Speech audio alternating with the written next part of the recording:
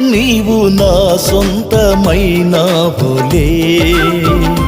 నన్ను నీ సొత్తుగా మార్చుకున్నావులే.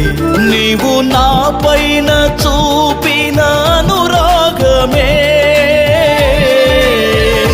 యుగ యుగాల అనుబంధమైనందున నా హృదయం హర్షించుచు సంతోషగానము చేయుచున్నది. సర్వలోకాలనే ఏలుచున్న